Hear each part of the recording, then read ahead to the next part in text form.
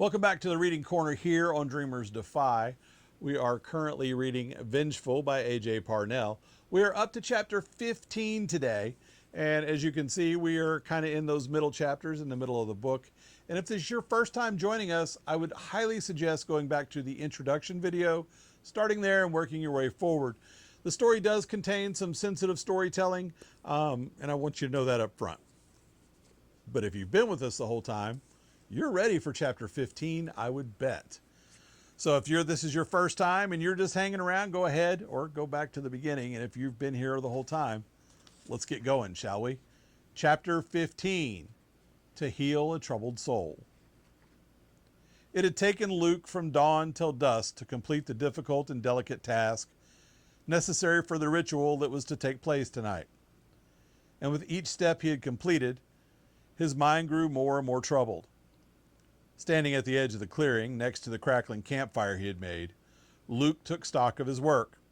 5 large rings of salt, each approximately 2 feet wider than the one before, created successively larger encircling rings around Abigail's cage.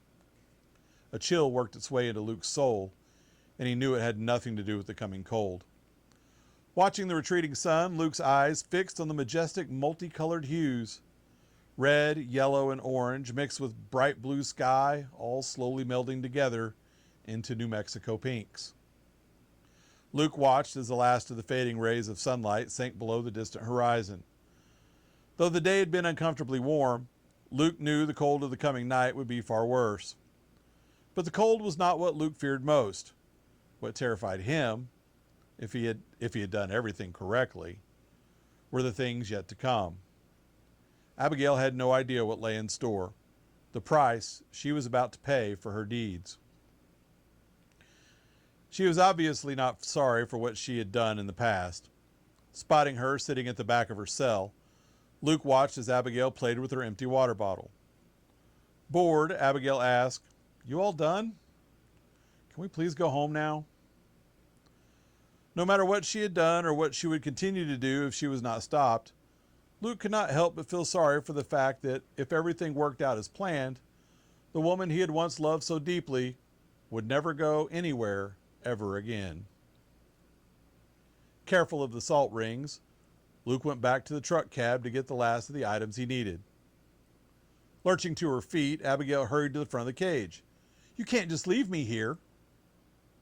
Gathering up the black rune-carved stones, Luke wished that were the case. Stuffing the rocks into his pocket, he spotted a blanket, along with the small box containing the other's objects, tucked the box under his arm, and gathered the blanket to him. For as long as he could, he would at least make sure Abigail was comfortable. "I'm not leaving you." As he started toward her, he could see Abigail was relieved.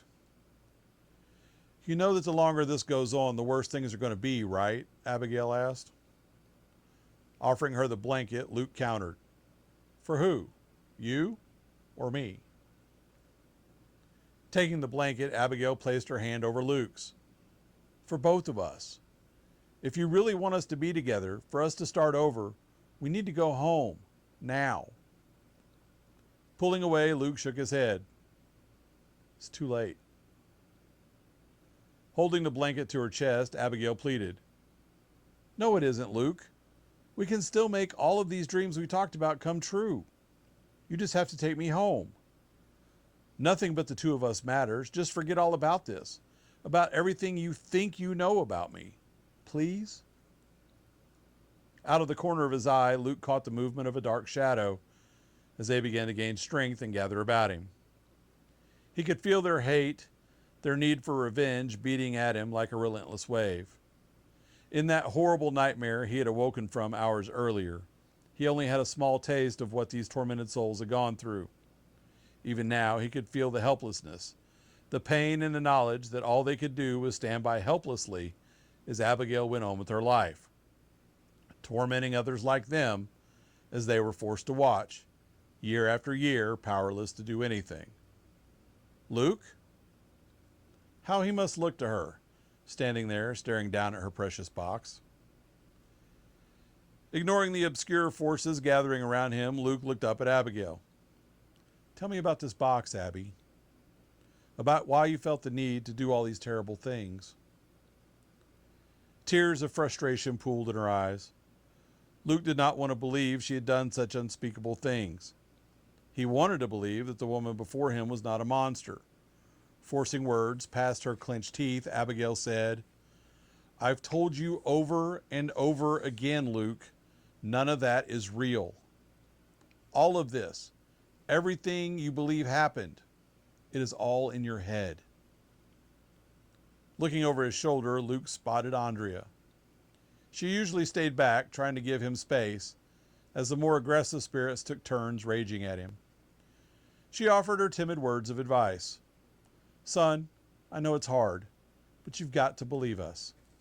She may look innocent, but she did those horrible things.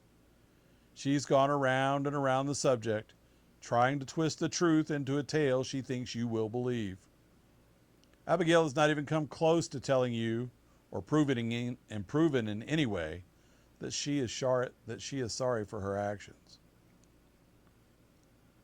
"You're right," Luke agreed with Andrea. The older woman, always kind and thoughtful in her dealings with him, continued to be patient even after all this time. Abigail threw up her hands. "Finally!" Andrea worried with her hands, twisting them nervously. "I know this is hard for you, and we hate to ask, but..." Resolved despite his sadness, Luke nodded at Andrea. "There's no one else." "No, I'm sorry." Thinking he was talking to her, Abigail piped in. "That's what I've been trying to tell you." Head held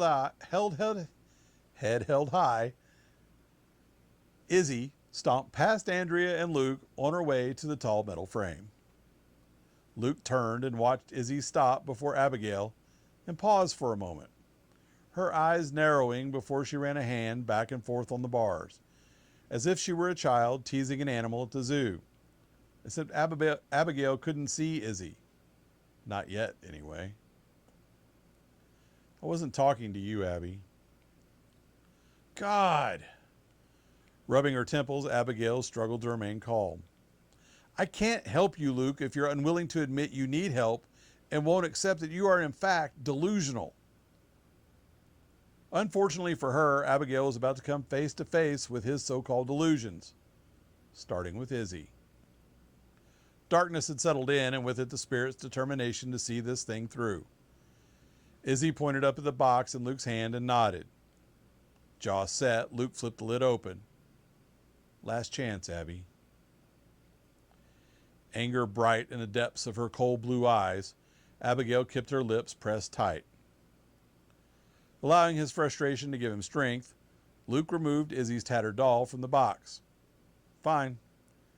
If you don't want to talk to me..." Luke gently placed the toy down upon the earth, within the first salt ring that surrounded the cage. "You can talk to Izzy."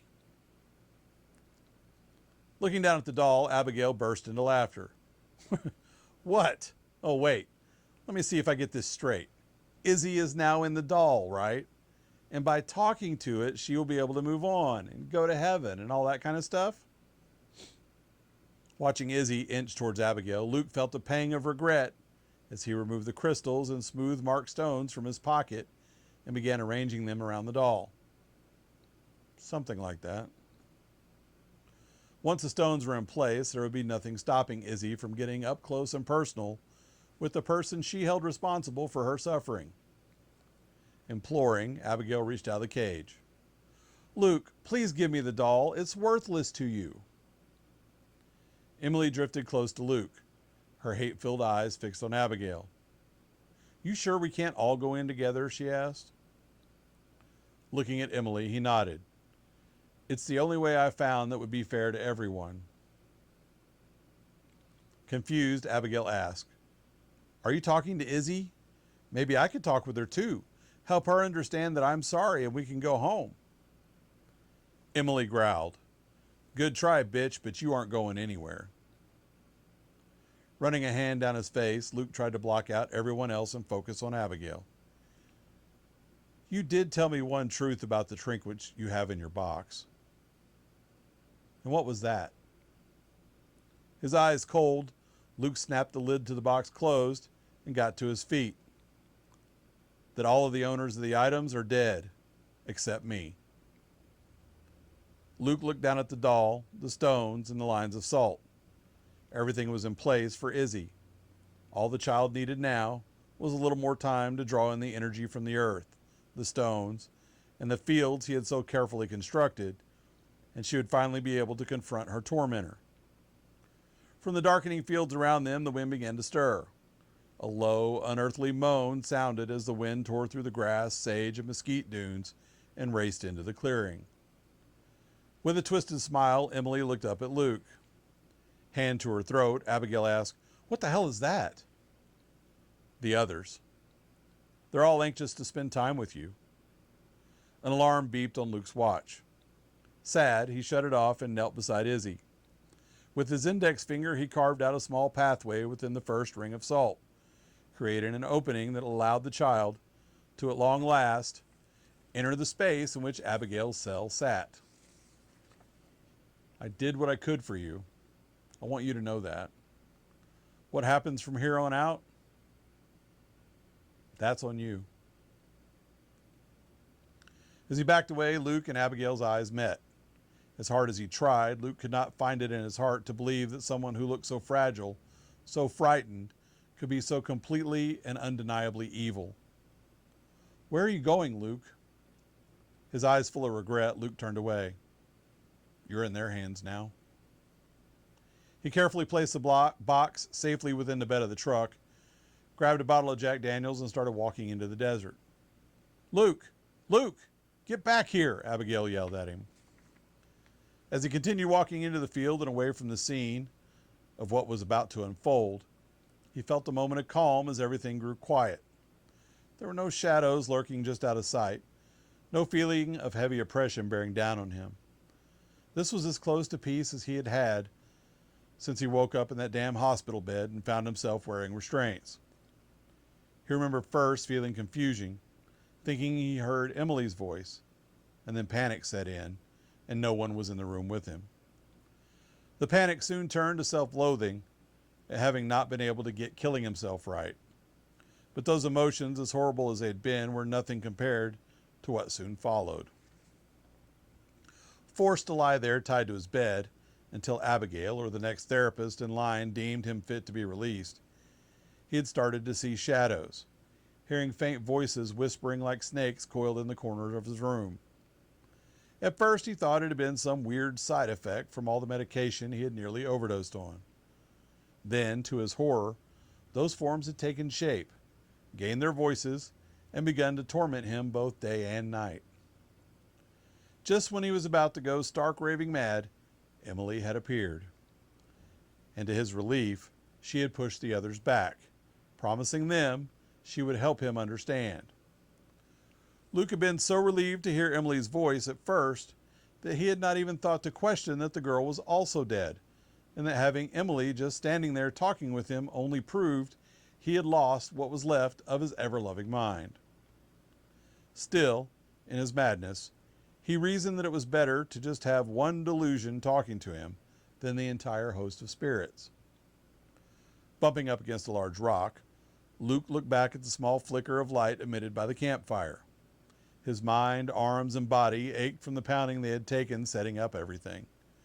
Weary, he leaned back against the boulder and ran both hands down his face. Closing his eyes, Luke felt the cool night air as it gently caressed his face. It was quiet for the first time in so long. He had almost forgotten what it was like to not have someone else's voice in his head. It was peaceful, and more importantly, it gave him room to think, to reason. Luke jerked upright when he heard Abigail's distant scream. Was Abigail screaming because Izzy had been able to get to her, or was it something else entirely? Out here in the desert, there were many dangers. There were coyotes, rattlesnakes, and God only knew what else. Feet already in motion, Luke started to run back to camp, but skidded to a stop quickly as Emily's angry form materialized in front of him. "Stop." "Emily, please, I can't do this," Luke said. Folding her torn and broken arms in front of her, Emily stood her ground. "We've talked about this. There is no other way. Luke collapsed against a giant rock, slid down it, and sat in the dirt. Emily was right. Izzy deserved her chance at winning her freedom. They all did. And like it or not, he was the one who had perhaps found the only way that each of them could attain it. And that ends chapter 15. It's getting good. Did Izzy get to her? Tell me your thoughts down below. Like I said, that was chapter 15. We will be getting to chapter 16 very soon, kind of right here in the heart of all of it. Again, let me know who your favorite characters are so far. It's interesting. I obviously have my favorites, but we'll get to more on that later. There's a whole lot more we're going to cover about this book as we go forward, and the movie that was made from it here in New Mexico. Yeah, we'll talk about that soon too. And we'll get to chapter 16 next here on Dreamers Defy.